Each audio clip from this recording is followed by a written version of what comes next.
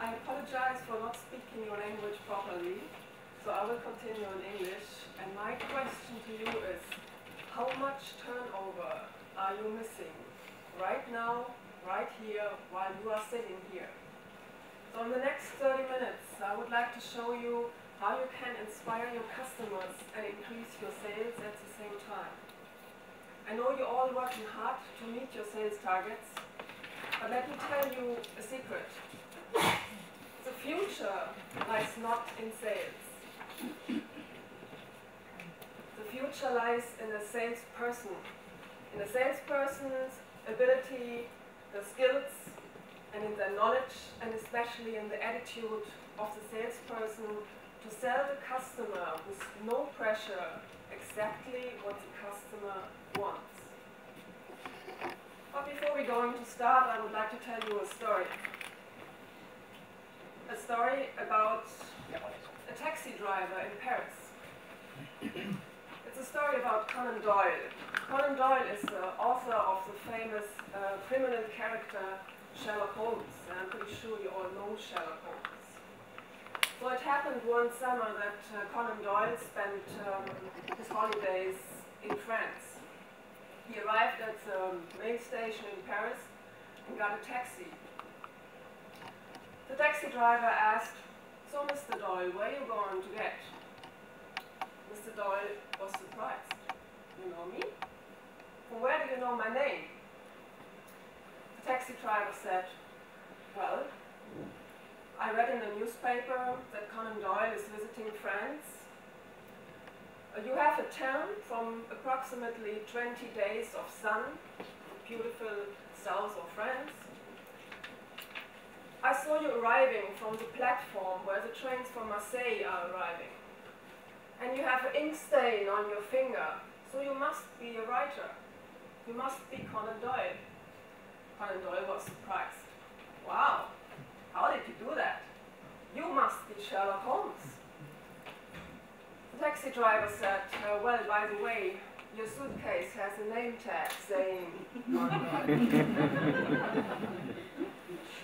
So what can we learn out of this story?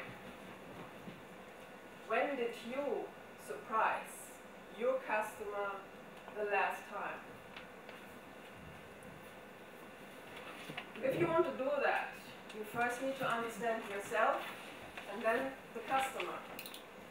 The brain science has identified 4 key drivers, people driving to do or even customers to buy something.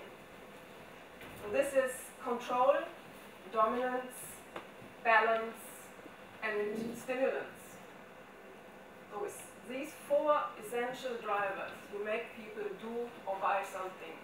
That is similar to what Elena just showed. It's based on the insights model, which is founded on the findings of the famous German psychologist and therapist C.G. Jung. So what is the benefit for you? The benefit for you is that you can understand your personal strengths and potentials much better and communicate with your employees and with your customers with much more effect. You will understand much more how you can motivate your employees to do something. And that's the most important thing, you can apply this also for selling to the customer what he exactly wants, if you understand what is making him to buy something. So you can adjust your sales strategies accordingly to this preference. But let us first understand, a little more about the different types. So the control-oriented person, they love facts and details. They might not good in being creative, in showing empathy. For them they think, well, winning is important as long as the rules are respected. The dominant-oriented people, they like results, efficiency. They might not be good in making relations, and they might be a little impatient. They think winning is not only important, it is everything. The balance-oriented people, they are very good for service industries. They like to love contacts and relations. They might be a little, don't like to take over risks and might be a little indecisive. They think winning is not important as long as you make people feel good. The stimulants-oriented people, they're perfect for making contacts, for new things, for visions, for, well, get it done. They might appear a little, they don't want to risk something, they don't want to decide something. They might not get to the point. For them, they think winning is important as long as you're having fun, so just enjoy. It's not about good or bad. That's very important that you understand. It's about understanding the variety of people. And if you want to understand yourself, your employees, and especially your customers, you got to respect that they're living in their own world. You can find this out with a simple personality test. You answer 24 questions, and this shows you how you identify the basic motives, the 4 key drivers I showed you before. With this, you can effect your communication to a higher level. You can communicate with a high effect.